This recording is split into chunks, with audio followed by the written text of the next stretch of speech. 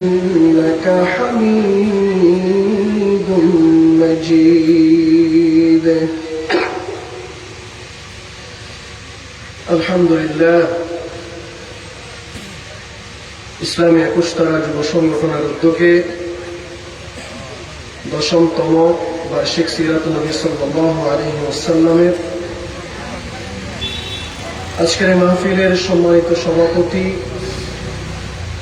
প্রধান অতিথি, প্রধান বক্তা, বিশেষ আলোচক সহ মঞ্চ উপবিষ্ট আজকে যিনি যাকে আপনারা সম্মানিত করেছেন, ডাক্তার সরওয়ার কামাল সাহেব সহ আমার সামনে উপবিষ্ট মুরব্বী এবং মঞ্চ উপবিষ্ট পরিযার ভাইয়েরা, পর্দার আড়ালে মা ও বোনেরা, আমি আবারও আমার পক্ষ থেকে আপনাদেরকে জানাচ্ছি আসসালামু আলাইকুম ওয়া রাহমাতুল্লাহি ওয়া বারাকাতুহু।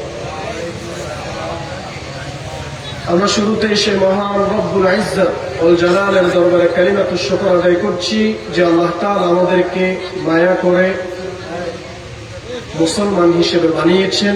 সেজন্য সবাই একবার সমস্বরে সুউচ্চ কণ্ঠে আওয়াজ দিয়ে বলছি আলহামদুলিল্লাহ। দরুদ ও সালাম প্রেরণ করছি বিশ্ব মানবতার মুক্তির দূত, বিশ্ব মানবতার মুক্তির শিক্ষক মুহাম্মদুর রাসূলুল্লাহ সাল্লাল্লাহু আলাইহি ওয়াসাল্লামের দরবারে। শুহাদায়ে কেরামের আত্মার মাগফিরাত কামনা করছি। বদর, উহুদ থেকে শুরু করে আজ পর্যন্ত যারা দ্বীনের জন্য, দেশের জন্য, সর্বশেষ আমাদের দেশে শরীফ ওসমান বিন হাদি সহ যারা দেশের জন্য রক্ত দিয়েছেন, নিজেদের জীবন বিসর্জন দিয়েছেন, সেই সমস্ত শুহাদায়ে কেরামের আত্মার মাগফিরাত কামনা করে আমি আপনাদের সামনে কোরআনুল কারীমের একটা আয়াতের অংশ আর আল্লাহর নবীর অসংখ্য সুন্নাহ থেকে একটি হাদিস আপনাদের সামনে উপস্থাপন করেছি। আল্লাহ যদি তৌফিক দেন, কোরআনুল কারীমের এই আয়াত এবং হাদিসকে সামনে রেখে কিছুক্ষণ কথা বলার চেষ্টা করব ইনশাআল্লাহ। আমরা যারা এসেছি, আল্লাহ তাআলা যেন আমাদেরকে আমলের নিয়তে, ইখলাসের নিয়তে কথাগুলো বলা এবং শোনার তৌফিক দান করুন, বলি আমিন। সম্মানিত হাজিরিন, শুরুতে আমি এতটুকু বলবো, এখনো পর্যন্ত যারা দূর দূরান্তে অপেক্ষা করছেন, রাস্তাঘাটে যারা দাঁড়িয়ে আছেন, দোকানপাটে যারা বসে আছেন, অনুরোধ করবো আপনারা মাহফিলের প্যান্ডেলে এসে বসে পড়ুন। অল্প কিছুক্ষণ পরেই, আমার পরেই শুধুমাত্র একজন বক্তা আছে, এরপরেই মাহফিলটা শেষ হয়ে যাবে, চাইলেও আর পাবেন না। সেজন্য অনুরোধ করব আপনারা কোরআনের এই বাগানে এসে বসে পড়ুন। সম্মানিত উপস্থিতি, আমার সাথে যখন তারা যোগাযোগ করেছে গতকাল, তখন তারা ইসলামের মৌলিক ভিত্তি 5টি বিষয়ের উপর আলোকপাত করার জন্য তারা বলেছেন। সেজন্য আমিও বিষয়ের দিকে খেয়াল রেখে কোরআন এবং হাদিস থেকে অল্প কিছুক্ষণ কথা বলবো ইনশাআল্লাহ। আচ্ছা, শুরুতেই বলেন, এখন আমরা যারা মুসলমান দাবি করি, এই মুসলমানিত্ব আপনাকে আমাকে ব্যক্তিগতভাবে, আমি যদি বলি আপনি একটু পার্সেন্টেজ করেন, আপনি কত পার্সেন্ট মুসলমান ব্যক্তিগতভাবে, হিসাব কি মিলানো যাবে?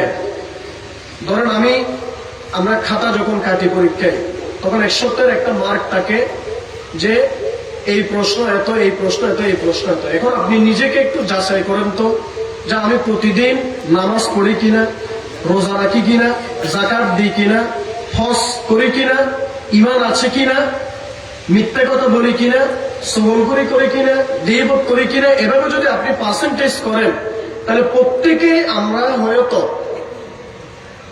আমরা ফেলের কাতারে চলে যাব। যার প্রমাণ অন্তত এতটুকু বলেন, একটু আপনারা একটু আওয়াজ দিয়ে আমার সাথে একটু কথা বলবেন। আজকে যদি এখানে মাহফিলের মঞ্চ না হয়ে এখানে যদি একটা গানের আসর হতো, এই মানুষগুলো কি বাহিরে এখনো দাঁড়িয়ে থাকতো? বলেন, মানুষগুলো কি বাহিরে দাঁড়িয়ে থাকতো?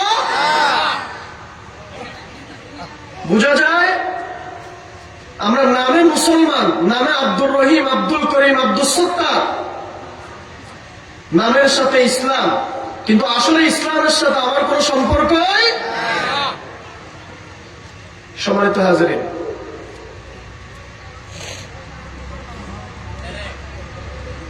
যাই হোক, আমি সেদিকে কথা না বলে সরাসরি আলোচনায় চলে যাই। সূরাতুল মুহাম্মাদের একটি আয়াতের অংশ, 19 নম্বর আয়াতের অংশ। আল্লাহ তাআলা বলছেন, ফা'লাম আন্নাহু লা ইলাহা ইল্লাল্লাহ। জোরে বলি আল্লাহু আকবার। আল্লাহ তাআলা বলছেন, জেনে রাখো, ফা'লাম, জেনে রাখো, আন্নাহু লা ইলাহা ইল্লাল্লাহ, আল্লাহ ছাড়া কোনো মাবুদ নাই, কোনো উপাস্য নাই, আল্লাহ ছাড়া কোনো রিজিক দাতা নাই, আল্লাহ ছাড়া কোনো হায়াত দাতা নাই, আল্লাহ ছাড়া কোনো মাউত দাতা নাই। আমাদের রিজিক দাতাকে, আমাদের মালিককে, হায়াতের মালিককে, জীবনের মালিককে, মৃত্যুর মালিককে আল্লাহ। সেজন্য আল্লাহ বলছেন, ফা'লাম আন্নাহু লা ইলাহা ইল্লাল্লাহ, জেনে রাখো আল্লাহ ছাড়া কোনো মাবুদ নাই, ইবাদতের একমাত্র হকদার কে? সে আল্লাহ রাব্বুল আলামিন আমার আপনার জন্য একটা জীবন ব্যবস্থা দিয়েছেন। সেই জীবন ব্যবস্থার নাম হচ্ছে ইসলাম। সেই জীবন ব্যবস্থার নাম কি? ইসলাম। সম্মানিত হাজিরিন, আমি খেয়াল করি নাই, ইতিমধ্যে আমাদের মঞ্চে এসে উপস্থিত হয়েছেন অত্র এলাকার কৃতি সন্তান, আমাদের ভারপ্রাপ্ত চেয়ারম্যান। আল্লাহ তাআলা ওনাকে সহ আমাদের সবাইকে কবুল করুন বলি আমিন। সম্মানিত হাজিরিন, যেটা শুরু করেছিলাম, আল্লাহ তাআলা আমাদেরকে একটা বিধান দিয়েছেন, জীবন ব্যবস্থা দিয়েছেন। সেই জীবন ব্যবস্থার নাম কি? ইসলাম। সেই জীবন ব্যবস্থার নাম কি? আল্লাহ তাআলা বলছেন, ইন্নাদ-দীনা ইনদাল্লাহিল ইসলাম, নিশ্চয় ইন্নাদ-দীনা ইনদাল্লাহিল ইসলাম, আল্লাহর নিকট একমাত্র কেবলমাত্র মনোনীত জীবন ব্যবস্থা, ধর্মের নাম ইসলাম। ইসলাম একমাত্রই জীবন ব্যবস্থার নাম। সেজন্য আল্লাহ বলছেন, ওয়ামান ইয়াবতাগি গায়রাল ইসলামি দীনান ফালান ইউকবালা মিনহু ওয়া হুয়া ফিল আখিরাতি মিনাল খাসিরিন। ইসলাম ছাড়া অন্য কোন ধর্ম, অন্য কোন মতবাদকে যারা গ্রহণ করবে তারা হচ্ছে ক্ষতিগ্রস্ত। শুধুমাত্র কেবলমাত্র যারা ইসলামকে আঁকড়ে ধরবে তারাই হচ্ছে সফল কাম। সেজন্য আল্লাহ বলছেন, ফালাই ইউকবালা মিন, ইসলাম ছাড়া বাকি যা মতবাদ আছে কোন মতবাদ আল্লাহর কাছে গ্রহণযোগ্য হবে না। একমাত্র গ্রহণযোগ্য মতবাদ, সেই মতবাদের নাম ইসলাম, সেই জীবন ব্যবস্থার নাম ইসলাম। এবার এই ইসলামের 5টা মৌলিক খুঁটি আছে। আপনার আমার ঘর যখন করি 4টা পিলার দিতে হয় কিনা? 4টা 8টা, এক একটা ঘরের সাইজ অনুযায়ী পিলার দিতে হয়। সেই ইসলামের মধ্যে থাকার জন্য ইসলামের মৌলিক ভিত্তি কয়টা? কথা বলেন, মৌলিক ভিত্তি কয়টা? আমার আলোচনার বিষয় সেটা। আমাকে গতকাল তারা সেটাই বলেছিলেন, সেজন্য আমি বিষয়টা আপনাদেরকে বলে দিলাম, তাইলে আলোচনাটা আপনাদের শুনতে একটু ভালো লাগবে। আগে বিষয়টা আমরা জানি, তাইলে আমাদের ইসলামের মৌলিক ভিত্তি কয়টা? 5টা।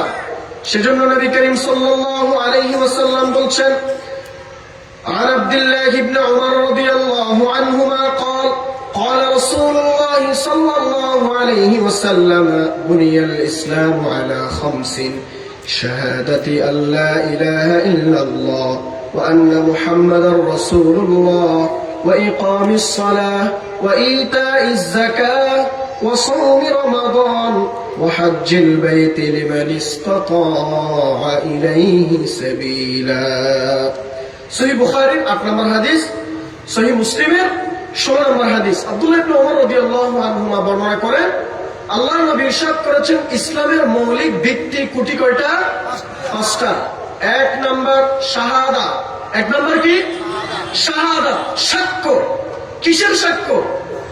শাহাদাতু আল্লা ইলাহা ইল্লাল্লাহ, আল্লাহ একজন, আল্লাহ ছাড়া কোনো মাবুদ নেই, আল্লাহ ছাড়া কোনো রিজিক দাতা নেই, আল্লাহ ছাড়া কোনো হায়াত দাতা নেই, কোনো মাউত দাতা নেই, তিনি ছাড়া কোনো উপাস্য নেই, সেটা হচ্ছে সাক্ষ্য দেয়া। এরপর ওয়ান্না মুহাম্মাদার রাসূলুল্লাহ, আর মুহাম্মদ সাল্লাল্লাহু আলাইহি ওয়াসাল্লাম আল্লাহর রাসূল, এটা সাক্ষ্য দেয়। তাহলে সাক্ষ্যের মধ্যে কয়টা? দুইটা। একটা সাক্ষ্য হচ্ছে আল্লাহ, দ্বিতীয় সাক্ষ্য হচ্ছে রাসূল। এটা সাক্ষ্য দেয়। এখন আপনি বলতে পারেন তাহলে এই পিলারটা তো আমার কাছে আছে, অর্থাৎ আমি তো সাক্ষ্য দিই আল্লাহ এক, মুহাম্মদ সাল্লাল্লাহু আলাইহি ওয়াসাল্লাম আমার রাসূল, এটা তো আমরা সাক্ষ্য দিই কি দিই না? কিন্তু কোরআন বলছে আমরা মুখে বললেও হবে না, মুখে বললেও হবে না। সেজন্য আল্লাহ তাআলা বলছেন প্রথমে ইমানের সংজ্ঞাটা কি? বিশ্বাস করা, শাহাদা মানে এখানে ইমান। ইমান হচ্ছে তিনটা বিষয়: তাসদীকুন বিল কলব, ইকরারুন বিল লিসান, আমালুন বিল আরকান। তাসদীকুন বিল কলব, হৃদয় দিয়ে বিশ্বাস করা, অন্তর দিয়ে বিশ্বাস করা। ওয়া ইকরারুন বিল লিসান, জিহ্বায় স্বীকার করা, অর্থাৎ মৌখিকভাবে সেটা স্বীকৃতি দেয়। ওয়া আমালুন বিল আরকান, আর সেটা কাজের মাধ্যমে বাস্তবায়ন করা, অঙ্গ প্রত্যঙ্গের মাধ্যমে বাস্তবায়ন করা। এই তিনটার সমন্বয় হচ্ছে ইমান। এবার এখন আমি যদি বলি আপনারা ইমানদার কিনা, কথা বলেন, আপনারা ইমানদার কিনা? কি কথা? আওয়াজ বের হচ্ছে না কেন? ইমানদার কিনা? যদি ইমানদার, যদি আমরা যদি একটু ছোট করে বলি তাহলে ইমানের গাফিলতি আছে। এজন্য কেউ যদি বলে আপনি মুমিন কিনা, আপনি মুসলমান কিনা, তখন বড় আওয়াজ দিয়ে বলবেন আমরা ইমানদার কিনা। অবশ্যই ইমানদার। কিন্তু আল্লাহ রাব্বুল আলামিন বলছেন শুধু ইমানদার সেটা মুখে বললে হবে না। ক্বালাতিল আরাবু আমান্না কুল লাম তুমিনু ওয়ালাকিন কুলু আসলামনা। সূরাতুল হুজুরাত 14 নম্বর আয়াত। একদল বেদুইন এসে রাসূল সাল্লাল্লাহু আলাইহি ওয়াসাল্লামের কাছে বলল, ইয়া রাসূলুল্লাহ, ক্বালাতিল আরাবু আমান্না, ইয়া রাসূলুল্লাহ আমরা ঈমান এনেছি। রাসূল কারীম সাল্লাল্লাহু আলাইহি ওয়াসাল্লামকে আবার আল্লাহ তাআলা বলছেন, ও রাসূল আপনি বলে দেন এই বেদুইনরা ঈমান আনে নাই, এরা মুখে বলছে ঈমান এনেছে, আসল ঈমান আনে নাই। কুল লাম তুমিনু ওয়ালাকিন কুলু আসলামনা, তোমরা ঈমান আনোনি। হে রাসূল আপনি বলে দিন তোমরা ঈমান আনোনি, বরং তোমরা বলো ওয়ালাকিন কুলু আসলামনা, তোমরা বলো আমরা ইসলাম গ্রহণ করেছি। সুবহানাল্লাহ। তাহলে এখানে দেখেন স্পষ্ট ঈমানের বিষয়টা হৃদয়ে। ঈমানের বিষয়টা এখানে কি? সে মুখে বলেছে তারা, আল্লাহ বলছেন হয় নাই, বরং বলো আমরা ইসলাম গ্রহণ করেছি। গ্রহণ করা, এই যে গ্রহণ করা, এটা হৃদয়ের সাথে সম্পর্ক। এরপরে ঈমানটা আমলের সাথে সম্পর্কিত। ইন্নামাল মুমিনুনা আল্লাযীনা আমানু বিল্লাহি ওয়া রাসূলিহি সুম্মা লাম ইয়ারতাবু ওয়া জাহাদু বিআমওয়ালিহিম ওয়া আনফুসিহিম। সূরাতুল হুজুরাতের 15 নম্বর আয়াত। আল্লাহ তাআলা বলছেন মুমিন তো তারাই, ঈমানদার তো তারাই যারা আল্লাহ এবং তার রাসূলের প্রতি ঈমান এনেছে। এরপরে অতঃপর সন্দেহ পোষণ করেনি, সুম্মা লাম ইয়ারতাবু, অতঃপর তারা সন্দেহ পোষণ করেনি, ওয়া জাহাদু বিআমওয়ালিহিম ওয়া আনফুসিহিম, এবং তারা সেটা নিজেদের জান এবং মাল দিয়ে ঈমানকে বাস্তবায়ন করার চেষ্টা করেছে, কাজের মাধ্যমে বাস্তবায়ন করার চেষ্টা করেছে। তাহলে কাজের মাধ্যমে ঈমান, তাহলে এখানে কিসের সাথে? আমলের সাথে, কাজের সাথে সম্পর্কিত। এরপরে ঈমানটা হচ্ছে আনুগত্য। وما كان لمؤمن ولا مؤمنة إذا قضى الله ورسوله أمرا أن يكون لهم الخيرة من أمرهم। সূরাতুল আহজাব 34 নম্বর আয়াত। আল্লাহ তাআলা বলছেন কোন মুমিন পুরুষ নারীর জন্য জায়েজ নয়, বৈধ নয় কি আল্লাহ এবং তার রাসূল কোন বিষয়ের ফয়সালা দিলে তারা ভিন্ন মত পোষণ করে, ভিন্ন মত পোষণ করে, এটা কোন মুসলমানের জন্য বৈধ নয়। সম্মানিত উপস্থিতি, তাইলে ঈমানটা কাজের সাথেও কি সম্পর্কিত। এরপর আমি যেহেতু এলাকার সন্তান, আমি তো একটু আবদার করে বলতে পারি, এখনো পর্যন্ত যারা রাস্তাঘাটে দোকানে পাটে দাঁড়িয়ে আছেন, বসে আছেন, আপনাদেরকে অনুরোধ করব কোরআনের এই ময়দানে একটু এসে সহযোগিতা করার জন্য। কিয়ামতের ময়দানে আপনার আমার আমল নামায় দিয়ে যখন কোনো কিছু হবে না, তখন এই কোরআন আপনার পক্ষে সাক্ষ্য দিবে। আল কোরআন হুজ্জাতুন লাকা আও আলাইকা, কোরআন আপনার পক্ষে অথবা বিপক্ষে সাক্ষ্য দিবে। তখন আপনি কোরআন আপনার পক্ষে বলবে যে, হে আল্লাহ, অমুক দিন সে আমাকে শুনতে কনকনে শীতের রাতে সে প্যান্ডেলে বসে থেকেছিল। আমার কোরআন, সেই কোরআন, একই কোরআন আপনার বিপক্ষে সাক্ষ্য দিবে। কিরকম? আমার আলোচনা হয়েছিল, কিন্তু আমার আলোচনা না শুনে তারা দোকানে রাস্তায় ধারে বসে গীবত করছিল, অমুকের গীবত করতেছে, তমুকের ঘটনা বলতেছে, কিন্তু কোরআন শুনে নাই, আমাকে শুনে নাই। তাহলে কোরআন আপনার বিপক্ষেও সাক্ষ্য দিবে। আর কোরআন হুজ্জাতুন লাকা আও আলাইকা, আপনার পক্ষেও দিবে, বিপক্ষেও দিবে সাক্ষ্য। এই জন্য আমি অনুরোধ করবো, এখনো পর্যন্ত যারা দাঁড়িয়ে আছেন, অনুরোধ করবো আপনারা মাহফিলের মঞ্চে এসে, মাহফিলের প্যান্ডেলে এসে বসে পড়ুন। সম্মানিত হাজিরিন, আমি যে আয়াতটা বলছিলাম, ওয়ামা কানা লিমুমিনিন ওয়ালা মুমিনাতিন ইযা কাদাল্লাহু ওয়া রাসূলুহু আমরান আন ইয়াকুনা লাহুমুল খিয়ারাতু মিন আমরিহিম। কোন মুমিন পুরুষ নারীর জন্য বৈধ নয়, জায়েজ নয়, আল্লাহ এবং তার রাসূল কোন বিষয়ে ফয়সালা দিলে তারা ভিন্ন মত পোষণ করবে। এবার এগুলো যদি একটু ব্যাখ্যা করি, তখন আপনারা অনেকে মনে করবেন রাজনৈতিক কথা বলছি, কিন্তু রাজনৈতিক না।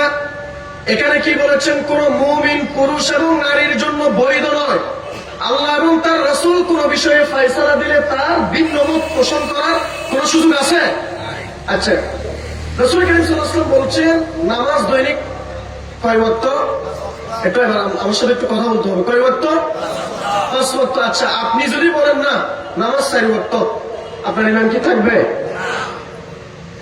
রাসূল কারীম সাল্লাল্লাহু আলাইহি ওয়াসাল্লাম বলেছেন গীবত করা যাবে না, গীবত হারাম। আপনি যদি বলেন গীবত করা যাবে, আপনার ঈমান কি থাকবে? হ্যাঁ, আপনি মানেন না, ওটা ভিন্ন বিষয়। কিন্তু যদি অস্বীকার করেন আল্লাহর নবীর কোন একটা কথা, আল্লাহ তাআলার কোন একটা কথাকে, যদি একটা বাক্যকে, যদি একটা শব্দকে অস্বীকার করলে ঈমান থাকবে? তাহলে আবার বলেন আল্লাহ এবং তার রাসূল ইসলাম, আল্লাহ তাআলা তার রাসূলের উপর ইসলাম দিয়েছেন, আবার সেই ইসলামের জন্য একটা সংবিধান দিয়েছেন কোরআন, আবার সেই মুহাম্মদুর রাসূলুল্লাহ সাল্লাল্লাহু আলাইহি ওয়াসাল্লামকে দেশ পরিচালনার জন্য দীর্ঘ 10 বছর মদিনা রাষ্ট্র কায়েম করেছেন। মদিনাতে রাষ্ট্র কায়েম করার জন্য, ইসলামী হুকুমত কায়েম করার জন্য বিভিন্ন আহকাম দিয়েছেন। বিভিন্ন আহকাম দিয়েছে কিনা? কিরকম?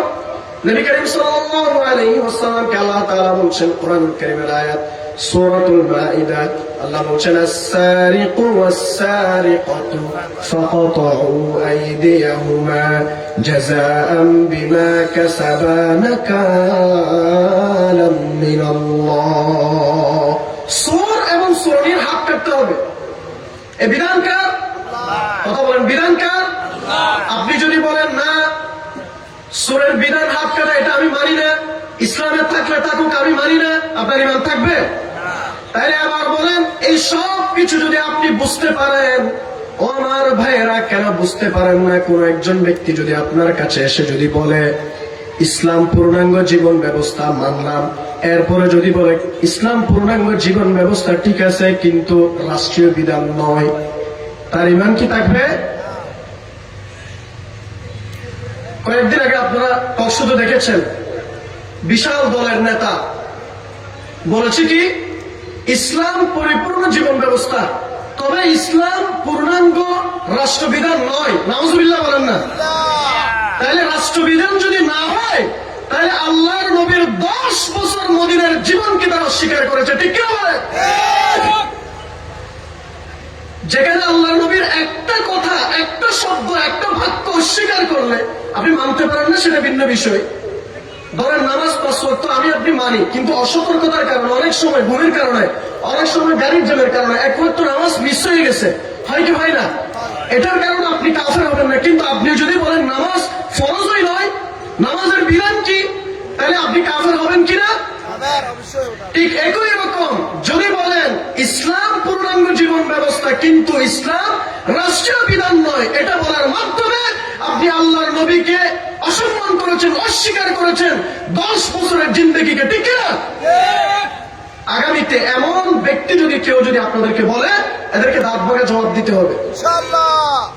এজন্য আল্লাহ বলছেন, ইন্নামাল মুমিনুনা আল্লাযীনা আমানু বিল্লাহি ওয়া রাসূলিহি সুম্মা লাম ইয়ারতাবু ওয়া জাহাদু বিআমওয়ালিহিম ওয়া আনফুসিহিম।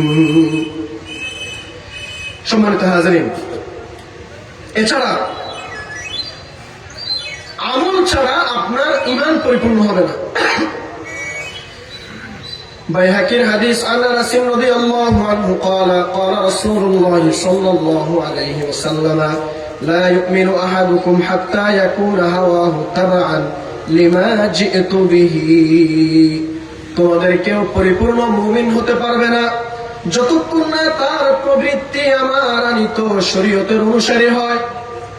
যতক্ষণ না আপনি আল্লাহর নবীর শরীয়তের অনুসারী হবেন, ততক্ষণ আপনি ঠিক থাকবেন। যদি শরীয়তের যদি বাহিরে যদি চলে যান, ঈমান আপনার থাকবে না। তাইলে ঈমান 5টা ভিত্তি বলেছিলাম। 1 নম্বর কি? ঈমান। 1 নম্বর কি? ঈমান। তাহলে আবার বলেন, কেউ যদি বলে আমরা শরিয়া আইন মানি না, ঈমান কি আছে না গেছে? কথা বলেন, ঈমান কি আছে না গেছে? এখন সেটা যদি আমার দলের লোক হয়, তাহলে মানবেন? আপনি যা কথা বলেন সব মানবো, কিন্তু কোরআন বিরোধী কোনো কথা আমরা মানবো না, হাদিস বিরোধী কোনো কথা মানবো না। আপনার নামে নুরুল ইসলাম হতে পারে, ইসলাম নাম থাকতে পারে, ফখরুল ইসলাম ইসলাম নাম থাকতে পারে, কিন্তু আপনি যখন শরিয়া বিরোধী আইন এর কথা বলেছেন, শরিয়া আইন বাস্তবায়ন করবেন না কথা বলেছেন, শরিয়া আইন বিশ্বাস করবেন না এটা বলেছেন, ঠিক সাথে সাথে আপনি কাফের হয়ে গেছেন, ঠিক কিনা? এবার আপনি রাগ করলে করতে পারেন, খুশি হলেও হতে পারেন, এটা আমার কোনো কিছু করার নাই। মৌখিক কথা সে বলেছে শরিয়া আইন বিশ্বাস করো না। 92% মুসলমানের দেশে তুমি শরিয়া আইন বিশ্বাস করো না। শরিয়া আইন বিশ্বাস না করলে জেনা করা যায়, শরিয়া আইন বিশ্বাস না করলে গাঁজা খাওয়া যায়, শরিয়া আইন বিশ্বাস না করলে হাদির মতো দেশপ্রেমী লোকদেরকে হত্যা করা যায়, ঠিক না বলে? সেজন্য আমরা চাই যে কোরআন দিয়ে আমরা নামাজ পড়ি, সেই কোরআন রাষ্ট্রের কায়েম হোক, সেটা আমরা চাই না। এটা মুখে বললে হবে, কাজে বাস্তবায়ন করতে হবে। শুধু মুখে বলি ইসলাম, আসলে ইসলামের সাথে আমার কোনো সম্পর্কই নাই। তাহলে 1 নম্বর কুটি কি বলেন? ঈমান। 1 নম্বর কুটি কি? ঈমান। ঈমান মানে লা ইলাহা ইল্লাল্লাহু মুহাম্মাদুর রাসূলুল্লাহ, এই যে কালিমাটা বলি, এই কালিমাটা পড়লেও হবে না, শর্ত আছে কালিমার সাথে। দলিল সহিহ মুসলিমের কিতাবুল ঈমানের হাদিস নাম্বার 23, عن أبي هريرة رضي الله عنه قال قال رسول الله صلى الله عليه وسلم من قال لا إله إلا الله وكفر بما يعبد من دون الله حرم ماله ودمه وحسابه على الله। রাসূল করিম সাল্লাল্লাহু আলাইহি ওয়াসাল্লামের প্রখ্যাত সাহাবী হযরত আবু হুরায়রা রাদিয়াল্লাহু আনহু তিনি বর্ণনা করছেন, আল্লাহ নবী ইরশাদ করেছেন, মান ক্বালা লা ইলাহা ইল্লাল্লাহ, যে ব্যক্তি বলবে, মান ক্বালা, যে ব্যক্তি বলবে লা ইলাহা ইল্লাল্লাহ, আল্লাহ ছাড়া কোনো উপাস্য নেই, আল্লাহ ছাড়া কোনো মাবুদ নেই, যে ব্যক্তি বলবে, আর ওয়া কাফারা বিমা ইউবাদু মিন দুনিল্লাহ, শুধু এতটুকু বললে হবে না, আল্লাহ ছাড়া যে কোনো মাবুদ নেই সেগুলোকে সম্পূর্ণভাবে অস্বীকার করতে হবে। শুধু আপনি মুখে বললে হবে না, আবার আপনাকে কি করতে হবে? ওয়াকাফারা বিমা ইউবাদু মিন দুনিল্লাহ, সেগুলোকে সম্পূর্ণভাবে অস্বীকার করতে হবে। হারামা মালুহু ওয়া দামুহু ওয়া হিসাবুহু আলাল্লাহ, যদি আপনি অস্বীকার করতে পারেন তাহলে তার জান মাল ইসলামী শরীয়ত অনুযায়ী নিরাপদ হয়ে যাবে। সুবহানাল্লাহ, তার হিসাব আল্লাহর উপর ন্যস্ত থাকবে। এরপরে হাদিসে জিবরিল নামে প্রসিদ্ধ সহিহ মুসলিমের 8 নম্বর হাদিস, হাদিসটা পুরো বলবো না, হাদিসে জিবরিল নাম, হাদিসের নাম কি? হাদিসে জিবরিল। عن عمر بن الخطاب رضي الله عنه قال بينما نحن جلوس عند رسول الله صلى الله عليه وسلم ذات يوم إذ طلع علينا رجل شديد بياض الثياب شديد سواد الشعر لا يرى عليه أثر السفر ولا يعرفه منا أحد حتى جلس إلى النبي صلى الله عليه وسلم فأسند ركبتيه إلى ركبتيه ووضع كفيه على فخذيه। ওমর ইবনুল খাত্তাব রাদিয়াল্লাহু আনহু বর্ণনা করেন, তিনি বলেন, একবার আমরা রাসূল করিম সাল্লাল্লাহু আলাইহি ওয়াসাল্লামের সামনে বসা ছিলাম, এমন সময় একজন ব্যক্তি আসলো যার পরিধানে সবকিছু সাদা, দবদবে সাদা কাপড় পরিহিত একজন লোক আসলো। চুলগুলো খুব সুন্দর কালো, আর তার চেহারাতে কোনোভাবে বোঝা যাচ্ছে না সফরের কোনো ক্লান্তি তার চেহারার মধ্যে নেই, খুব সুন্দর দবদবে সাদা। এমন একজন ব্যক্তি আল্লাহ নবীর কাছে আসলো, আমরা কেউ তাকে চিনতে পারলাম না। ওয়ালা ইয়ারিফুহু মিন্না আহাদুন হাত্তা জালাসা ইলা নবী সাল্লাল্লাহু আলাইহি ওয়াসাল্লাম ফাসনাদা রুকবাতাইহি ইলা রুকবাতাইহি। এরপর ওই ব্যক্তি আল্লাহ নবীর সামনে হাঁটু গেড়ে বসলো, তার দুই হাত পুরোর উপরে রাখলো, সুন্দরভাবে বসে পড়লেন। এরপর বললেন, ওয়াকালা ইয়া মুহাম্মদ, ও মুহাম্মদ, আখবিরনি আনিল ইসলাম, ও মুহাম্মদ আমাকে আখবিরনি আনিল ইসলাম, আমাকে ইসলাম সম্পর্কে বলুন, ইসলাম সম্পর্কে আমাকে বলেন। فقال رسول الله صلى الله عليه وسلم, আল্লাহ নবী বলছেন, আল ইসলামু, ইসলাম হচ্ছে আনতাশহাদু আল্লা ইলাহা ইল্লাল্লাহ, ইসলাম হলো তুমি সাক্ষ্য দেবে যে আল্লাহ ছাড়া কোনো মাবুদ নেই, ওয়া আন্না মুহাম্মাদার রাসূলুল্লাহ, এবং মুহাম্মদ সাল্লাল্লাহু আলাইহি ওয়াসাল্লাম আল্লাহর রাসূল, ওয়া তুকিমাস সালাহ, নামাজ কায়েম করবে, ওয়া তুতিয়াজ যাকাহ, যাকাত দেবে, ওয়া তাসুম রমাদান, রমজান মাসে রোজা রাখবে, ওয়া তাহুজ্জাল বাইতা ইন ইসতাতা'তা ইলাইহি সাবিলা, আর যদি সক্ষম হও তবে কাবা ঘরের হজ করবে। ক্বালা, এবার ওই ব্যক্তি বলল, সাদাক্তা, ওই ব্যক্তি কি বলল? সাদাক্তা, আপনি সত্য বলেছেন। ক্বালা, ওমর রাদিয়াল্লাহু আনহু এবার বললেন, ফাআজিবনা লাহু ইয়াসআলুহু ওয়া ইউসাদ্দিকুহু, আমরা আশ্চর্যান্বিত হয়ে গেলাম। ওই লোকটা এসে আল্লাহর নবী থেকে নিজেই জিজ্ঞেস করলো, ও মুহাম্মদ আমাকে ইসলাম সম্পর্কে বলেন। আবার আল্লাহর নবী যা বলেছেন তারা শুনে বললেন, সাদাক্তা, তুমি সত্য বলেছো, আপনি সত্য বলেছেন। আমরা আশ্চর্যান্বিত হলাম। ইয়াসআলুহু ওয়া ইউসাদ্দিকুহু, সে নিজে জিজ্ঞেস করছে, আবার নিজে সত্য হিসেবে বলছে। ক্বালা, লোকটি আবার বলল, ফাআখবিরনি আনিল ঈমান, প্রথমটা কি? ইসলাম। এখন বলছেন, হে মুহাম্মদ আমাকে আবার ঈমান সম্পর্কে বলুন। ক্বালা, আল্লাহ নবী বলছেন, তুমিনা বিল্লাহি ওয়া মালাইকাতিহি ওয়া কুতুবিহি ওয়া রুসুলিহি ওয়াল ইয়াউমিল আখির ওয়া তুমিনা বিল কদরি খাইরিহি ওয়া শাররিহি। নবী করিম সাল্লাল্লাহু আলাইহি ওয়াসাল্লাম বলছেন, শুনে রাখো, ঈমান হচ্ছে আল্লাহর প্রতি ঈমান, ফেরেশতাদের প্রতি ঈমান, ওয়া কুতুবিহি, কিতাবাদির প্রতি ঈমান, শুধু কোরআন নয়, কোরআনের পূর্ব পূর্বে আরো যা কিতাবাদি আল্লাহ পাঠিয়েছিলেন সব কিতাবের প্রতি ঈমান আনতে হবে, ওয়া রাসূলিহি রাসূলগণের প্রতি ঈমান আনতে হবে, ওয়াল ইয়াউমিল আখির পরকালের প্রতি ঈমান, ওয়া তুমিনা বিল কদারি খায়রিহি ওয়া শাররিহি ভালো মন্দ তাকদীরের প্রতি ঈমান আনতে হবে।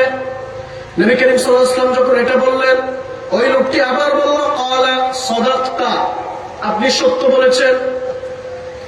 এরপর আরো কিছু জিজ্ঞেস করছিলেন, সেগুলো আপনাদেরকে বলছিলেন শেষ দিকে।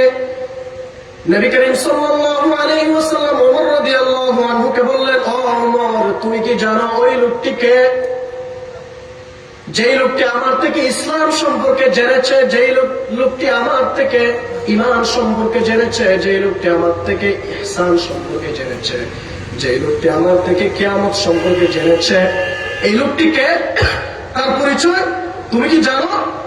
ওমর রাদিয়াল্লাহু আনহু তিনি বললেন, আল্লাহ এবং তার রাসূল ভালো জানেন, আমরা জানি না। ইয়া রাসূলুল্লাহ, সাহাবাদের এটা একটা সুন্দর আদব ছিল, তারা জানলেও বলতো না, না জানলেও বলতো না, বলতেন আল্লাহু আ'লামু ওয়া রাসূলুহু, আল্লাহ এবং তার রাসূল ভালো জানেন।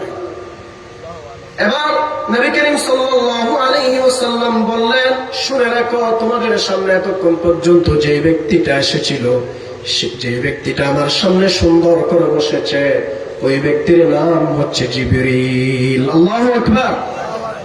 সে তোমাদের সামনে দ্বীন শিক্ষা দিতে এসেছিল, দ্বীন শিক্ষা দিতে এসেছিল। তাইলে জিবরাইল আলাইহিস সালাম প্রশ্ন করেছিলেন, নবী সাল্লাল্লাহু আলাইহি ওয়াসাল্লাম উত্তর দিয়েছিলেন, ইসলাম কি, ঈমান কি। তাহলে ইসলাম কি, ঈমান কি, এখানে এই যে একটা একটা পয়েন্ট যদি আলোচনা করি অনেক সময় চলে যাবে, ব্যাখ্যা করতে গেলে অনেক সময় চলে যাবে। আমি সেদিকে না গিয়ে শুধু এতটুকুই বলবো, মৌখিক স্বীকৃতি দিলে হবে না, কাজে আপনাকে বাস্তবায়ন করতে হবে। ঈমানটা এত সহজ কি আপনি মনে করেন? সাদ ইবনে আবি ওয়াক্কাসের ঘটনা মনে পড়ল রাদিয়াল্লাহু আনহু। সাদ ইবনে আবি ওয়াক্কাস রাদিয়াল্লাহু আনহু ইসলামের একেবারে শুরুতে ইসলাম গ্রহণ করেছেন। ইসলামের যখন বয়স মাত্র 7 দিন 1 সপ্তাহ, ওই সময় তিনি ইসলাম গ্রহণ করেছেন, অর্থাৎ দুর্দিনে ইসলাম গ্রহণ করেছেন। শুধু না, আল্লাহর নবীকে যখন সবাই তিরস্কার করা শুরু করেছে, মোহাম্মদ নাকি পাগল হয়ে গেছে, নতুন একটা ধর্ম শুরু করেছে, মোহাম্মদ জাদুকর, এই সেই যখন কথা বলতে লাগলো নাউজুবিল্লাহ, তখন একেবারে শুরুতে মাত্র 4-5 জনের মধ্যে সাদ ইবনে আবি ওয়াক্কাস রাদিয়াল্লাহু আনহু ইসলাম গ্রহণ করেছেন। সাদ ইবনে আবি ওয়াক্কাস রাদিয়াল্লাহু আনহু তার মাকে খুব বেশি ভালোবাসতেন, অন্তর দিয়ে, হৃদয় দিয়ে ভালোবাসতেন। ইসলাম আসার আগের কথা এগুলা, খুব বেশি ভালোবাসতেন। এখন যেহেতু তিনি ইসলাম গ্রহণ করেছে, তার মা চিন্তা করলো, আমার সন্তানকে ইসলাম থেকে কিভাবে দূরে রাখা যায়। তিনি চিন্তা করলেন, আমার সন্তান আমাকে তো খুব বেশি মহব্বত করে, খুব বেশি ভালোবাসে, আমাকে খুব বেশি দেখতে পারে, যে ইসলাম যদি আমার সন্তানকে যদি ত্যাগ করাতে হয়, তাহলে একটা কাজ করতে হবে, সেটা আমার সন্তান যেহেতু আমাকে মহব্বত করে, তাহলে আমি আজকে থেকে কোনো কিছু খাবো না। তাহলে আমার সন্তান আমার দিকে দেখে ইসলাম ছেড়ে দিবে, ঈমান ছেড়ে দিবে। সাদ ইবনে আবি ওয়াক্কাস রাদিয়াল্লাহু আনহুর মা আবার তাকে বলল, হয় তুমি ইসলাম ছাড়বে, ঈমান ছাড়বে, না হয় আমি কোনো কিছুই খাবো না। সাদ ইবনে আবি ওয়াক্কাস রাদিয়াল্লাহু আনহু বললেন, আম্মা, আপনি আমাকে খুব বেশি ভালো করে চিনেন, আমি আপনাকে খুব মহব্বত করি, খুব বেশি ভালোবাসি, আপনি এটা করবেন না, আপনি খেয়ে নেন, আমি ইসলাম ছাড়বো না, ঈমান ছাড়বো না। শুধু মুখের কথা না, কাজের যে বাস্তবায়ন, এটার প্রমাণ। সাদ ইবনে আবি ওয়াক্কাস রাদিয়াল্লাহু আনহু বললেন, মা, আপনি খেয়ে নেন, আপনি নিজেকে নিজে কষ্ট দিবেন না। কিন্তু দেখা গেল সাদ ইবনে আবি ওয়াক্কাস রাদিয়াল্লাহু আনহুর মা 2 দিন পর্যন্ত 1 গ্লাস পানি পর্যন্ত পান করে নাই, শুধুমাত্র কেবলমাত্র একটা কারণ, সন্তান ইসলাম গ্রহণ করেছে আর সন্তানকে আলটিমেটাম দিয়েছে যেন ইসলাম ত্যাগ করে। কিন্তু সাদ ইবনে আবি ওয়াক্কাস 2 দিন পরে আবার মায়ের কাছে গেলেন, আবার বললেন, ও মা, শুনে রাখেন, আপনি নিজেকে নিজে কষ্ট দিবেন না, আমি আপনাকে মহব্বত করি, ভালোবাসি, ঠিক আছে, তবে আপনি এটাও জেনে রাখেন, আপনি একজন কেন, একটা প্রাণ কেন আপনার, যদি একটা দুইটা নয় 100টা যদি আপনার প্রাণ থাকতো, আর যদি আমার সামনে এক একটা প্রাণ আমার মায়ের প্রাণগুলো যদি না খেয়ে চলে যেত, তবু আমি ইসলাম ছাড়তাম না। আল্লাহু আকবার। ঈমান। মা, আপনি একটা দুইটা কেন, এরকম 100টা প্রাণ যদি থাকতো, আর সেগুলো যদি আমার সামনে, আমার চোখের সামনে না খেয়ে আপনি মারা যাচ্ছেন, এরপরও আমি ইসলাম ছাড়তাম না। তাইলে আজকে আপনি একটা পানের কিলির বিনিময়ে আপনি ভোট আরেকজনকে দেন, আপনার ইমান বিক্রি করে নেন। 500 টাকার বিনিময়ে আপনি আরেকজনকে ভোট দেন, 500 টাকার বিনিময়ে আপনি একজন সাদাবাজকে ভোট দেন, দুর্নীতিবাজকে ভোট দেন, 500 টাকার বিনিময়ে আপনি একজন গাজাডিকে ভোট দেন, 500 টাকার বিনিময়ে আপনি একজন মদদিকে ভোট দেন। শুধুমাত্র আপনি 500 টাকা পেয়েছেন, একটা চা খেয়েছেন, রং চার বিনিময়ে আপনি ইমান বিক্রি করে ফেলেছেন। আর সাদ ইবনে আবি ওয়াক্কাস 100টা প্রাণ যদি তার মায়ের কাছে থাকতো, এরপরও তিনি ইসলাম ছাড়তেন না। এত সহজ? আমরা সবাই বলে যে আমি ইমান এনেছি। এই জন্য আল্লাহ বলছেন সূরাতুল আনকাবুত, আলিফ লাম মিম, أحسب الناس أن يتركوا أن يقولوا آمنا وهم لا يفتنون। মানুষরা কি মনে করেছে যে আমি ইমান এনেছি, আমান্না, আহাসিবান নাস আন ইউতরাকু আন ইয়াকুলু, শুধু আমি ইমান এনেছি এই কথা বললে তাদেরকে ছেড়ে দেওয়া হবে? তাদেরকে ছেড়ে দেওয়া হবে না। ওয়াহুম লা ইফতানুন, তাদেরকে পরীক্ষা করা হবে না। আল্লাহ প্রশ্ন করছে সূরা আনকাবুতের 2 নম্বর আয়াত। আল্লাহ বলছেন ওয়াহুম লা ইফতানুন, তাদেরকে পরীক্ষা করা হবে না। আমান্না আন ইউতরাকু আন ইয়াকুলু, তারা ইমান এনেছে এই কথা বললে কি তাদেরকে ছেড়ে দেওয়া হবে? না। তাইলে শুধুমাত্র আমি আপনি ইমান আনছি এ কথা বললেই ছাড় দেয়া হবে না। একটু জিকির করেন সুবহানাল্লাহ, আলহামদুলিল্লাহ, লা ইলাহা ইল্লাল্লাহ, সুবহানাল্লাহ,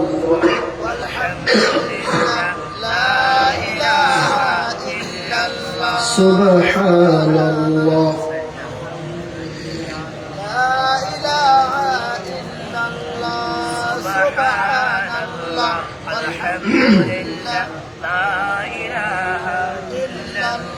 لا إله إلا الله محمد رسول الله। আপনারা কি বেজার হচ্ছেন?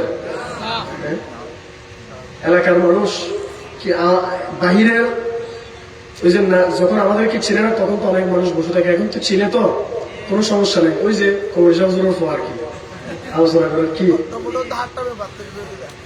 যাই হোক, আল্লাহ আমাদেরকে যা কথা বলেছি আমল করার তৌফিক দান করুন, বলি আমিন। সম্মানিত হাজিরিন, তাহলে ঈমান এত সস্তা বিষয় না। সুমাইয়া রাদিয়াল্লাহু তাআলা আনহা, ইসলামের প্রথম শহীদ।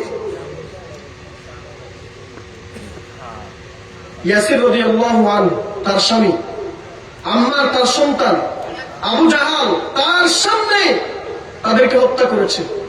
এরপর বলেছে ও সুমাইয়া, তুমি যদি চাও মক্কার সবচেয়ে সুন্দর যুবক, তাহলে তার সাথে তোমাকে বিয়ে দিব। তুমি যদি চাও সবচেয়ে বেশি ধনী হবে, তাহলে তোমাকে ধনী বানিয়ে দিব, বিনিময়ে তুমি তোমার দিন ত্যাগ করো।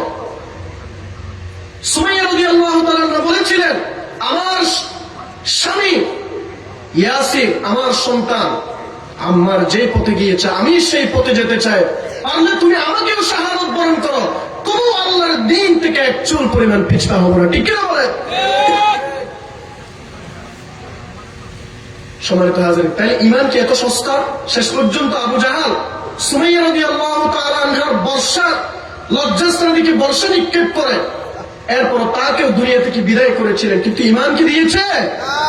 আপনি যে 100 টাকা একটা ফালের বিনিময়ে রংসার বিনিময়ে যে ঈমান বিক্রি করে দেন, মুখের সাথে আপনার অন্তরের সাথে যে মিল নাই। আপনি তো মুখে বলেন লা ইলাহা ইল্লাল্লাহু মুহাম্মাদুর রাসূলুল্লাহ, আল্লাহ ছাড়া কোনো বিধানদাতা নাই। তো আল্লাহর বিধান যারা বাস্তবায়ন করবে না, ঘোষণাই দিয়ে দিয়েছে, তাদেরকে আপনি কেমনে ভোট দিবেন? তাদের পিছনে আপনি কেমনে রাজনীতি করবেন? যারা বলে দিয়েছে আল্লাহর বিধান আমরা মানি না, শরীয়ত আইন আমরা মানি না, এদের পিছনে আপনি রাজনীতি করবেন? কিয়ামতের ময়দানে ইয়াউমা নাদউ কুল্লা উনাসিন বিইমামিহিম, কিয়ামতের ময়দানে আপনি যাকে ভোট দিয়েছেন আপনার ইমাম, বিইমামিহিম নেতা, ইমাম শব্দের অর্থ কি? সূরা বনী ইসরাঈল আল্লাহ বলছেন বিইমামিহিম, ওই যে নেতাদেরকে সামনে নিয়ে এসে তাদেরকে আগে ডাকবেন, নেতাদেরকে আগে থাকবে, আপনারা নেতার সাথে সাথে থাকবেন। তো নেতা তো তখন আপনাকে অস্বীকার করবে, কিয়ামতের ময়দানে নেতা আপনাকে কি করবে? অস্বীকার করবে।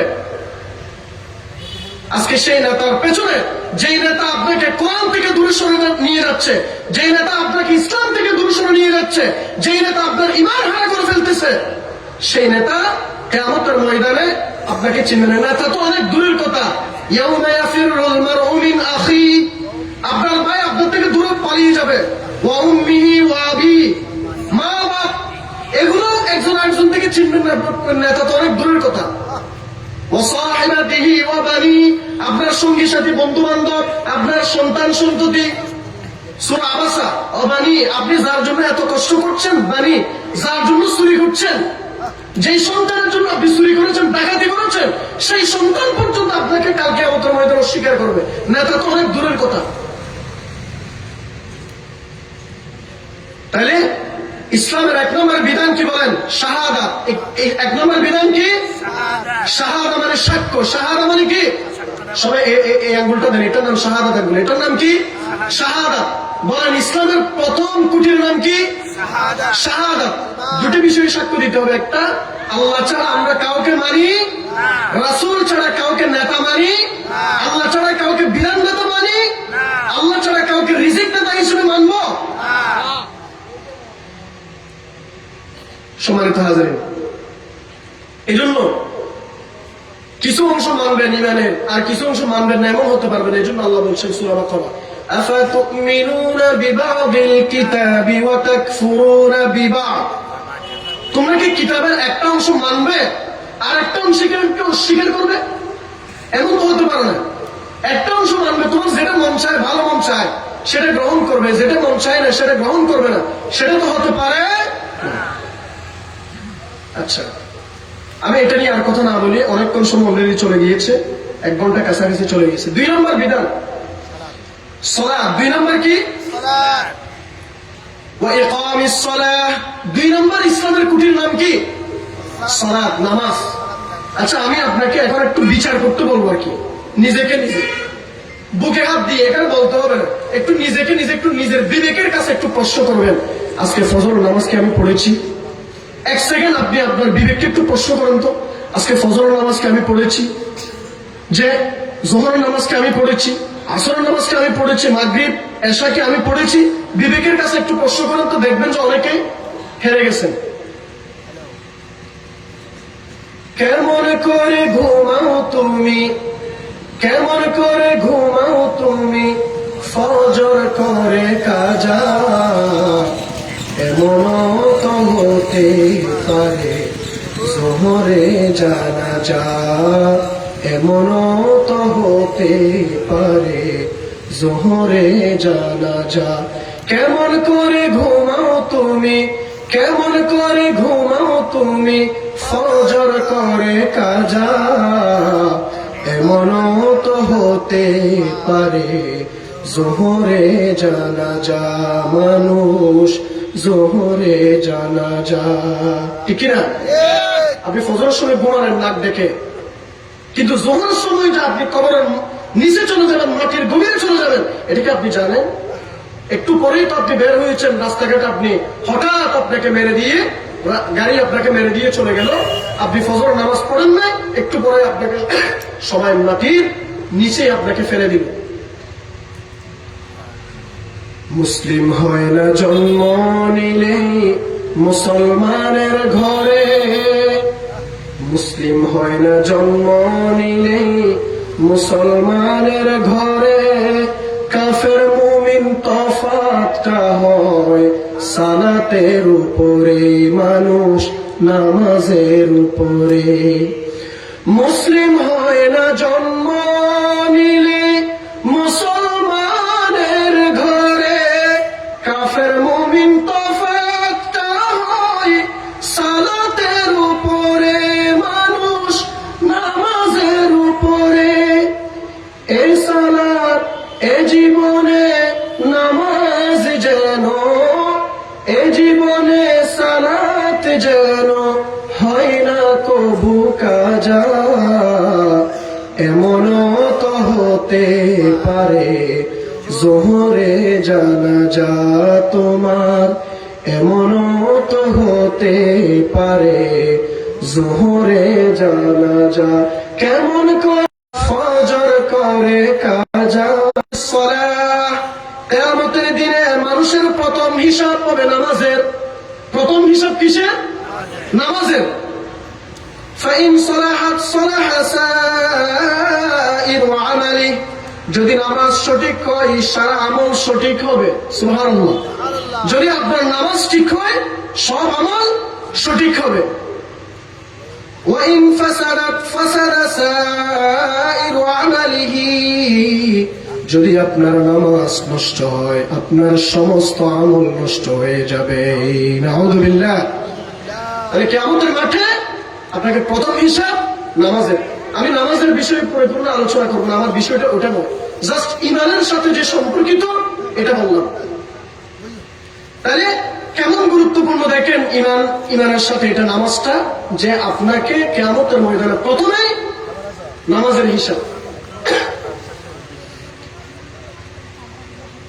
এখন তো আপনাদের অনেক মনে আছে কিনা জানি না, এক নেতা নামাজ তো পড়ে না, সেটা ঠিক আছে, অন্তত ওই ঈদের সাথ দেখা গিয়েছে, ঈদের সাথ দেখা গিয়েছে। এবার নেতা মাইকের সামনে এবার এসে ঈদের সাথের ঘোষণা দিচ্ছে, আগামীকাল সালাতুল ঈদুল জানাজার নামাজ হবে।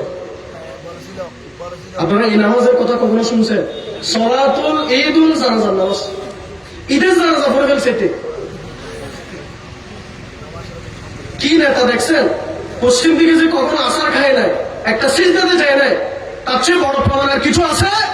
আর এমন ব্যক্তিদেরকে আপনারা মানুষের ম্যান্ডেট নিয়ে তাদের কাছকে মেম্বার, চেয়ারম্যান, এমপি, মন্ত্রী বানিয়ে তাদের কাছকে দেশটা দখল করেছে, তারা ঠিক কিনা বলে? তাদেরকে আমরা আপনারা নেতা হিসেবে মানি। ভোটের সময় আমাকে, আমি 5 ওয়াক্ত নামাজি, কিন্তু ভোটটা দিয়ে দিই বিসমিল্লাহ করে তারে, যে বিসমিল্লাহ মানে বুঝে না, বিসমিল্লাহ করে আমি ভোটটা দিই কারে? যে গাজাটি, যে নামাজ বিরোধী, যে আল্লাহ বিরোধী।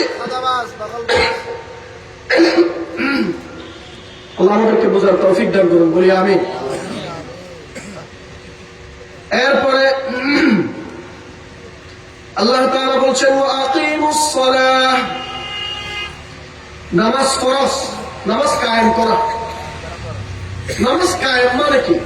এখানে নামাজ কিন্তু পড়ার জন্য বলে না, একটা ভালো কথা শুনে না, এখানে নামাজ পড়ার জন্য বলে না, নামাজ কায়েম করার জন্য বলেছে। কোরআন প্রত্যেকটা জায়গায় বলেছে নামাজ কায়েম করো। কায়েম মানে প্রতিষ্ঠা, কায়েম মানে কি? প্রতিষ্ঠা করা। নামাজ শুধু পড়ানো, প্রতিষ্ঠা করা। আচ্ছা, আপনি যাকে মেম্বার বানালেন, চেয়ারম্যান বানালেন, তিনি যদি নামাজি হয়, তার আশেপাশে যারা আছে এরা নামাজি হবে না? তার মানে নামাজ কায়েম হয়ে গেছে। নামাজি ব্যক্তিদেরকে যদি আপনি সংসদে পাঠাতে পারেন, বাংলাদেশে কোন বেনামাজি থাকবে না, ঠিক কিনা বলেন? কিন্তু আপনি সারা বছর আমি ওয়াজ করতে পারবো, পকেটে টাকা নিয়ে চলে যাব, মসজিদে হুজুর কথা বলবে, ওয়াজ করবে, টাকা নিয়ে চলে যাবে, কিন্তু নামাজ কায়েম হবে।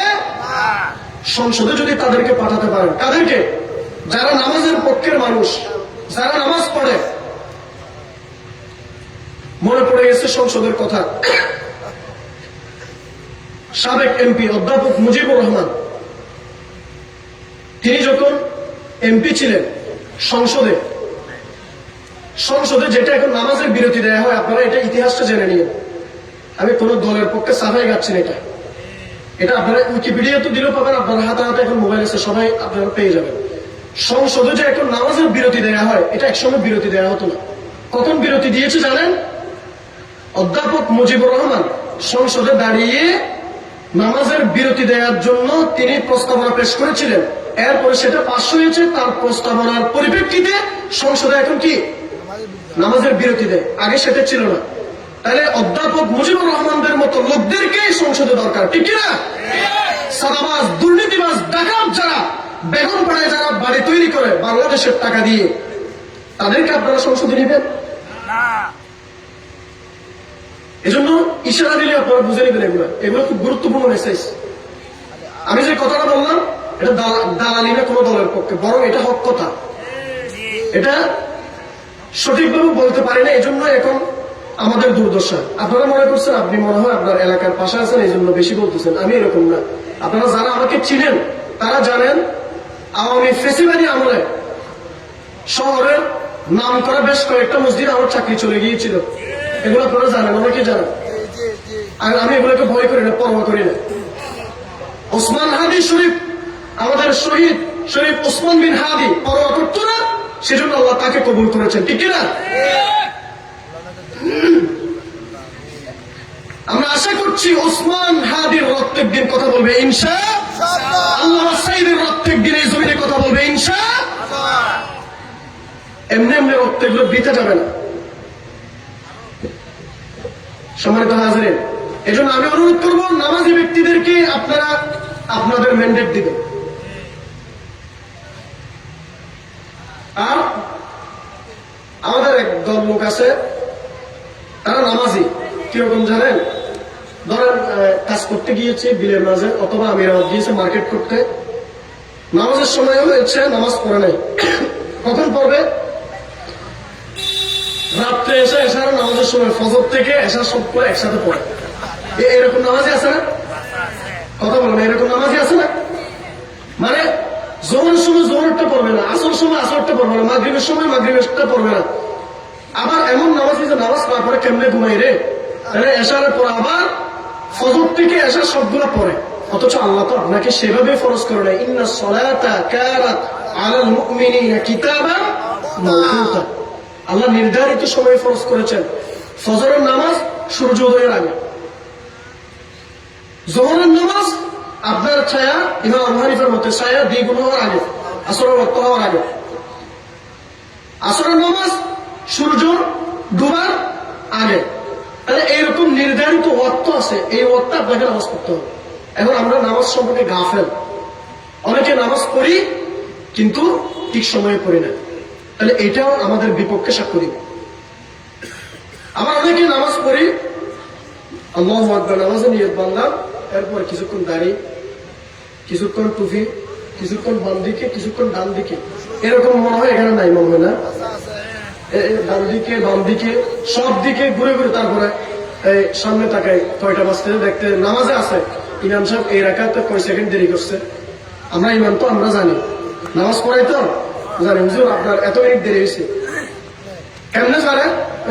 আল্লাহু আকবার ঘড়ির দিকে তাকাইছে, 1 সেকেন্ড 2 সেকেন্ড 3 সেকেন্ড এরকম গণনা করে না লোক কতগুলা।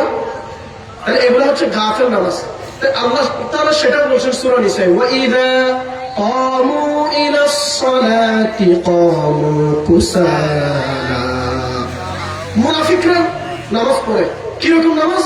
তারা যখন নামাজ পড়তে দাঁড়ায় উদাসীন ভাবে দাঁড়ায়, উদাসীন। ক্বামু ইলাস সালাতি ক্বামু কুসালা। কুসালা মানে এমন ভাবে উদাসীন ভাবে দাঁড়ায়, আপনি বাহির থেকে দেখলে বুঝতে পারবেন ওই ব্যক্তি নামাজ পড়তেছে না, ওই ব্যক্তি নামাজ পড়তেছে না। এমন ভাবে সিজদা দেয়, একটা সিজদার পরে আরেকটা সিজদা দিতে অনেক সময় বাড়িটাই হলো না, অনেক সময় একটা সিজদা দেয় তো, অথচ আপনি একটা সিজদা দিলেন, সিজদা থেকে আবার উঠে বসবেন। এই যে স্থিরতা, এটা লাগবে। আপনি রুকু থেকে উঠে দাঁড়াতে হবে সোজা একেবারে, এই যে আঙ্গুলের মতো সোজা হয়ে দাঁড়াতে হবে, না হয় ওয়াজিব তরফ। ওয়াজিব তরফ মানে সাহু সিজদা দেন নাই, নামাজই হয় না। তাহলে এই ভুলগুলো আমরা করি। এগুলো হচ্ছে মুনাফিকদের নামাজ। এগুলো কাদের নামাজ? وَإِذَا قَامُوا إِلَى الصَّلَاةِ قَامُوا كُسَالَى يُرَاءُونَ النَّاسَ। তারা কি জন্য নামাজ পড়ে জানেন? মানুষকে দেখানোর জন্য। يُرَاءُونَ النَّاسَ। আচ্ছা, সহজ কথা, আপনারা সবাই তো সূরা মাউন তো জানেন। আচ্ছা বলেন, আমরা নামাজ পড়ি জান্নাতে যাওয়ার জন্য না জাহান্নামে যাওয়ার জন্য?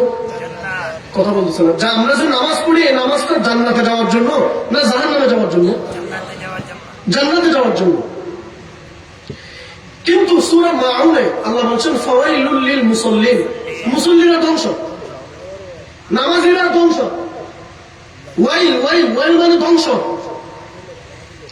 তো ফাওয়াইলুল লিল মুসাল্লিন, মুসাল্লিরা কেন ধ্বংস হবে? মুসাল্লিরা তো নামাজ পড়ে। কোন মুসাল্লিরা?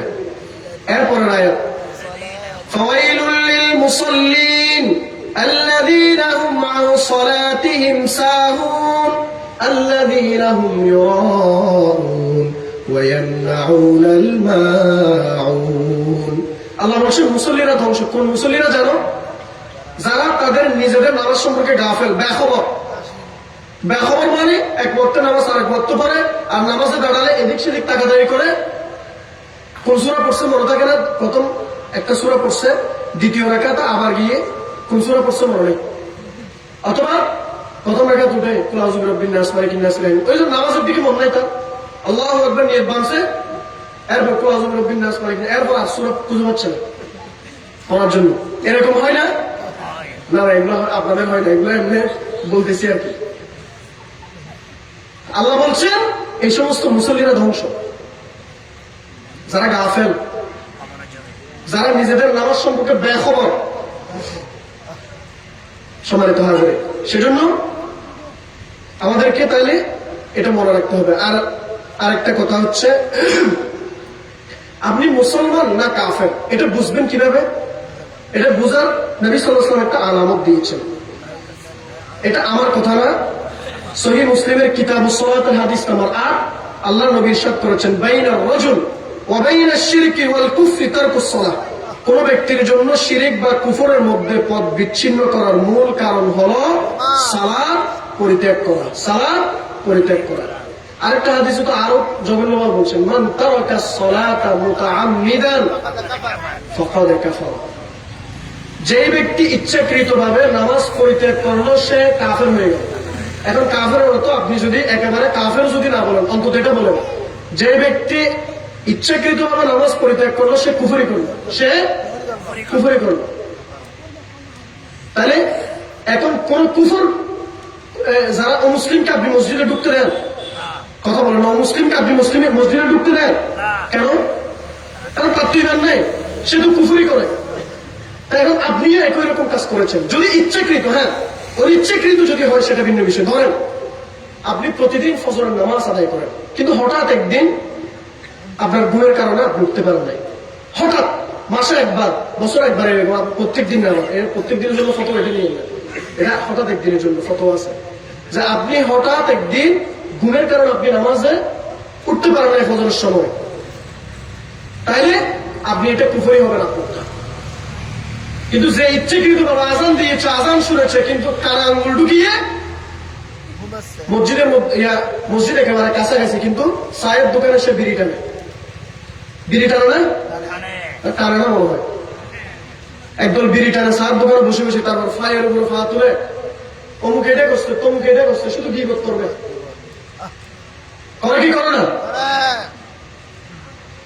এগুলো চার দোকান একটু বেশি হয় আর কি। আর এটা তো মিনি সংসদ, চার দোকান এটা একটা বাংলাদেশের মিনি সংসদ।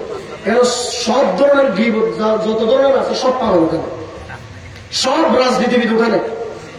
তো অমুকে এমন করছে, আগামীকাল দেখেন না সকালবেলা রুটি খাবে তো ফানসাল, তারপর বলবে যে কুমার সাহেব ফোয়াশিল এর বেশি সত্যমত্য হতা হয়ে, এর গ্যার বিরুদ্ধে হতা হয়ে, অমুকের বিরুদ্ধে হতা হয়ে, তমুকের বিরুদ্ধে হতা হয়ে, বড় বক্তা আরব্বাসীর এর বিরুদ্ধে হতা হয়ে। কিন্তু একবারও বলবে না শুরু থেকে শেষ পর্যন্ত তিনি এতটি কোরআনের আয়াত বলেছিল, শুরু থেকে শেষ পর্যন্ত তিনি এতটি হাদিস বলেছিল, একটা হাদিস আমি আমল করব, এই চিন্তা কারো এই মাহফিল আসবে। আর আমাদের আলেমদের অবস্থা তো আরো খারাপ, এটা আমি না বললেই নয়, একটু বলে ফেলি, এটা আমি প্রায় মাহফিলে বলি, এখানে বলে ফেলতেছি যে বক্তাদের অবস্থা খারাপ কি জানেন? ৬০,০০০ টাকা পেয়ে তা করলে আমি মঞ্চ উঠবো না। ৫০,০০০ টাকা যদি বিকাশে পাঠায় না দেন, আমার অ্যাকাউন্টে যদি না দেন, আমি আলোচনা করবো না। আপনি যদি এত টাকা যদি না দেন, আমি গাড়ি করতেছি না। এই সমস্ত ধোঁকাবাজ যারা আলেম নামের কলঙ্ক, তাদেরকে দাওয়াত দিবেন না, ঠিক বলেন? সূরা ইয়াসিনের হাবিবুন নাজ্জারের ঘটনা শুনে নেবেন। সূরা ইয়াসিন তো সবাই পারি, সবাই জানে। এখানে একটা আয়াত আছে, আয়াতের অর্থটা একটু করে বলি। ইত্তাবিউ মান লা ইয়াসআলুকুম আজরা ওয়া হুম মুহতাদুন। এটার অর্থ হচ্ছে তোমরা তাদেরকে অনুসরণ করো। ইত্তাবিউ, অনুসরণ করো তোমরা, মান লা ইয়াসআলুকুম আজরা, যারা তোমাদের কাছে বিনিময় চায় না। যারা তোমাদের কাছে কোনো কিছু আশা করে না। আপনি আমার মাহফিলে গেলে 1 লক্ষ টাকা 1.5 লক্ষ টাকা দিতে হবে, হেলিকপ্টারের ভাড়া দিতে হবে, এটা বলে না। মান লা ইয়াসআলুকুম আজরা ওয়া হুম মুহতাদুন। আল্লাহ তাদেরকে সার্টিফিকেট দিচ্ছেন, তারা হচ্ছে হেদায়েত প্রাপ্ত। নারে তাকবীর, নারে তাকবীর, লিল্লাহি তাকবীর। প্রধান মুফাসসিরের আগমন, প্রধান মুফাসসিরের আগমন। সম্মানিত হাজিরিন, আমাকে তারা 10 পর্যন্ত বলেছিল, এখন 9:45, কিন্তু আমি প্রধান মুফাসসিরের সম্মান রক্ষার্থে আমি এখনই ছেড়ে দিব। আমার আলোচনাটা একটু আপনাদেরকে সামারি দিচ্ছি।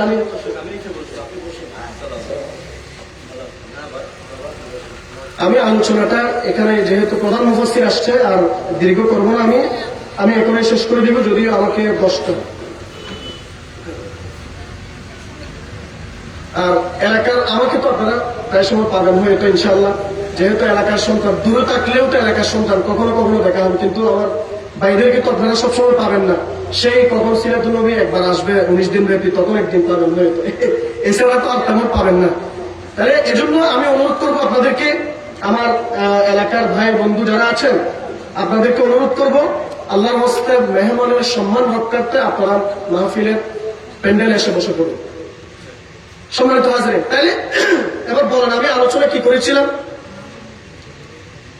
এতক্ষণ পর যদি বলেন যে কিছু পারেন, এটা তাহলে তো হবে না। মাহফিলের খোরাক তো থাকতে হবে। আমি আলোচনা করেছিলাম ইসলামের মৌলিক 5টি ভিত্তি, মৌলিক 5টি স্তম্ভ। সেখান থেকে 2টা, একটা মোটামুটি আলোচনা করেছি, আর একটা কিছুটা অর্ধেক পর্যন্ত। তাইলে এরপর একটা কি, ওয়া ইতাইজ যাকাত, যাকাত দেয়া। খুব মিন আমওয়ালিহিম সাদাকাতান তুতাহির। তাহলে এগুলো প্রায় সময় আলোচনা হয়, এগুলো আমি আর সেদিকে না যাই, আমি আমার বড় ভাইকে ছেড়ে দিব। এতটুকুই বলবো, ইমানের ব্যাপারে যে কথাটা বললাম আপনাদেরকে, শাহাদাতের ব্যাপারে যে কথাটা বললাম, এটা একটু আপনারা মাথায় গেঁথে নেবেন। আপনারা মনে করবেন না মুখ দিয়ে আমি বলেছি ইমান এনেছি, এই কথা বললে আল্লাহ আপনাকে ছেড়ে দিবে।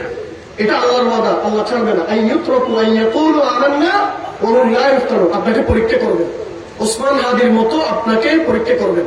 আল্লাহ কাকে পরীক্ষা করে? যাকে বেশি ভালোবাসে। সুবহানাল্লাহ বলেন। যার ঈমান যত মজবুত, যার ঈমান যত বেশি মজবুত, আল্লাহ তাকে তত বেশি পরীক্ষা করে। সেজন্য আমি সেদিকে যাচ্ছি না, হাদিসের অনেক ঘটনা আছে, সেদিকে যাচ্ছি না। এই যে আপনারা বাংলাদেশের চিত্রটা দেখেন, সারা বিশ্বের চিত্রটা দেখেন, ইসলামী আন্দোলনের যারা দায়িত্বশীল থাকে তাদের উপরে কেন ফাঁসি দেওয়া হয়? তাদেরকে কেন ফাঁসি দেওয়া হয়? এরা কি কখন চুরি করেছিল? আচ্ছা আপনারা একটু বলেন, তারা কি কখন চুরি করেছিল? ডাকাতি করেছিল? জেরা করেছিল? বাংলাদেশের টাকা বাইরে পাচার করেছিল? তাহলে এগুলো যদি না করে তাদেরকে কেন ফাঁসি দেওয়া হয়? যুগে যুগে শুধু বাংলাদেশের এটা ইতিহাস, সেটাই একেবারে ইসলামের ইতিহাসের শুরু থেকে আজ পর্যন্ত যদি দেখেন, 2টা দল থাকবে, একটা আসহাবুল ইয়ামিন আর একটা আসহাবুশ শিমাল। ডান দিক বাম দিক থাকবে। হকের পথে যারা থাকবে তাদেরকে আল্লাহ তাআলা বিভিন্ন সময় পরীক্ষা করবেন। আপনারা কি ডান দিকে থাকতে চান না বাম দিকে থাকতে চান? এখন তো একটা দল ঘোষণায় দিয়ে দিয়েছে আমরা বাম রাজনীতি করি। তাহলে তাদের সাথে আমাদের কোনো সম্পর্ক আছে? নাই। তাহলে শুরু থেকে শেষ পর্যন্ত যে কথা বলেছি, সাদ ইবনে আবি ওয়াক্কাস রাদিয়াল্লাহু আনহু ঘটনা সহ, সুমাইয়া রাদিয়াল্লাহু তাআলা আনহার ঘটনা সহ, ইমানের বিষয়ে বেশ কিছু আয়াত বলেছি। আল্লাহ নবীর অসংখ্য সুন্নাহ থেকে আমি আপনাদেরকে আমার ইলম আমল দুটোতে মিসকিন, তার বড় সামান্য কথা বলেছি।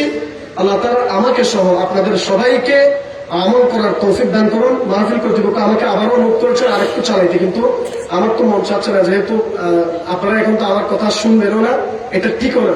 মাহফিলের প্রধান বক্তা বসিয়ে রেখে কথা বলাটা ঠিক না। আমি এখানে শেষ করে দিচ্ছি। আল্লাহ যদি কোনোদিন তৌফিক দেন, আবারও কোনো জায়গায় আপনাদের সাথে দেখা হবে ইনশাআল্লাহ। ওয়া আখিরু দাওয়ানা আলহামদুলিল্লাহি রাব্বিল আলামিন। আসসালামু আলাইকুম ওয়া রাহমাতুল্লাহি ওয়া বারাকাতুহু।